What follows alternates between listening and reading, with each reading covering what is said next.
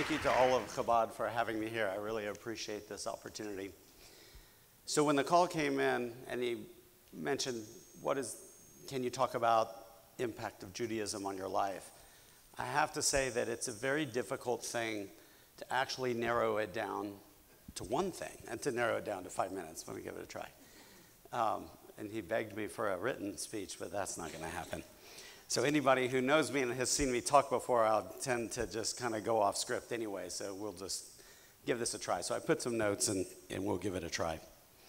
So the impact of education has weaved all the way through my life, and I want to tell you a few basic stories about my early life, my middle life, and what I've been up to recently, and why I chose education, and then ultimately why I think it is the game changer.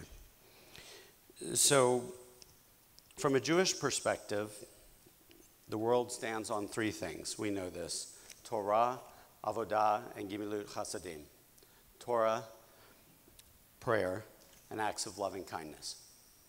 So, I'm going to come back to that as to why I weave education and where I think it came from. I also think about some of the words of the Ve'ahavta when you say teach these words to your children. And it actually caused me to do some introspection on this topic. Why education? Where is it in the Torah, in the scriptures? Where did we bring it from? But I feel like it's weaved throughout my life. So born and raised in San Antonio, I have the great pleasure of telling you all that I never experienced anti-Semitism.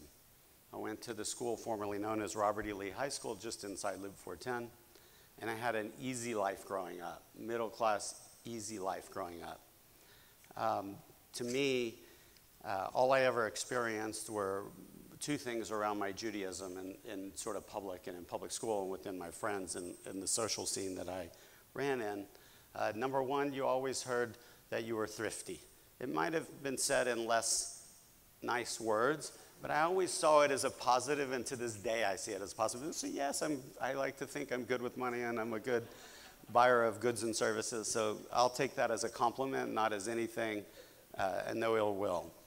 The second thing is my fellow students often liked to cheat on my homework or get help. They said, "You're Jewish, you're obviously smart," and so ultimately I said, so being Jewish was kind of like a stereotype, and being smart was a stereotype of being Jewish in a community like San Antonio where there just weren't that many Jews. So I will next move to my parents. My dad's in the room. Thank you for coming. He's one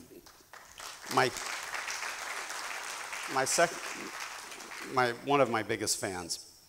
I grew up with three big rules. This is the way I recall it. That my dad might think there were more, but there were really only three. Don't ever tell a lie. Don't ever use drugs. And make your grades. It was always expected. Of course, those are fairly obvious, but it was just expected that you made your grades. So education was just a part of my life. You took it for granted, you did it, you went to school, you made your grades. And when I was a young adult, I had the good fortune to go to Houston with my dad for a family event. It was a bat mitzvah, and his first cousins in Houston, Philip Fox, who grew up here in San Antonio, Philip and Carol Fox, they had raised three kids, my cousins. I'd grown up with them. They all went to Memorial High School. They were all bar and bat mitzvah. They went on to great studies at universities around the country. They've had a great life. And Philip and Carol decided to adopt a child from Chile. And my cousin Mandy was adopted from Chile. She came from a village with no running water. She came from a single mom situation that she would have been destined for a very, very difficult life. But she grew up in Houston. She went to Memorial High School. She ultimately has gone on to the University of New Mexico. She has an incredible job with the Omni hotel chain. She's very successful. And Mandy, we were going to our bat mitzvah, and my dad said, we were having a conversation. He said, "Isn't it amazing that the one thing that is sure to change the world is education? Look at Mandy. She's come from a place where, but for an education, but for a different system that she grew up in, look how successful she can be." So I just sort of logged that away. Didn't think that much of it at the time. Fast forward, I was at a Greater Chamber event. I joined an education committee, and I was interested in public education and how things worked. So I joined this committee, and I'm sitting in the audience, and I kind of in the back of my head, I thought, you know what, I'm going to do something to change the face of education in our community. I don't know what, but I'm going to spend a few years learning and considering it, see what happens. And a guy came to speak to us one day, and his name was Mark Larson.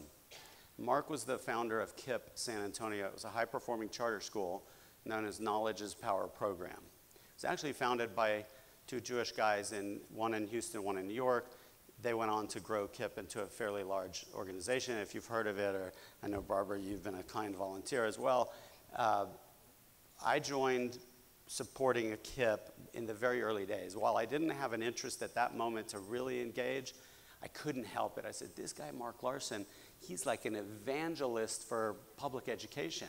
He's doing incredible things. And if you know anything about what KIPP has achieved, they have literally proved the possibility that students, no matter what background they come from and the depths of poverty, can be educated. And so I tell people all the time, we can put a man or a woman on the moon. We can educate every capable mind that's out there. We choose not to for some reason as a society. We allow for our schools to fail around the country, and we go on about our daily lives. But that doesn't sit well with me. So I have been very, very busy focusing around public education because I think it's one of the elements of our country that actually makes our country great. There are a lot of ingredients to what helps all of us live the standard of living we have. But one of them is a great education. And again, tying that back together, it was expected of me. My cousin got an education, and she's proven to be successful. All the kids I see at KIPP, all the stories I know, and people have come to me to debate the value versus an independent school district with a boundary that says you must go to school here. I can debate anybody all night long about why that is a broken model. And then we have some governance issues, but that's not what I really wanted to talk about. I just wanted to talk about that, plus I've been very active at San Antonio Independent School District, helping that school district transform itself. But I believe that the high-performing charters have lit the fire in some of our urban school districts. And SAISD is actually doing great things in the center city today. They actually have better governance in their trustees. They have more engagement from the community and some really innovative things happening. And so I encourage you to look into those things. And so in conclusion, I had to take a little effort to go back to looking at the Torah to really find the words of where it came from. And tikkun olam is what kind of really stands out to me about repairing the world. And so I am committed personally. I don't know what it means, where it will lead me, what will happen, but to make sure that every child has the opportunity to learn in the best way, because I know that we can do it, and I hope that everybody shares my passion and interest in that. Thank you, and Shana Tova.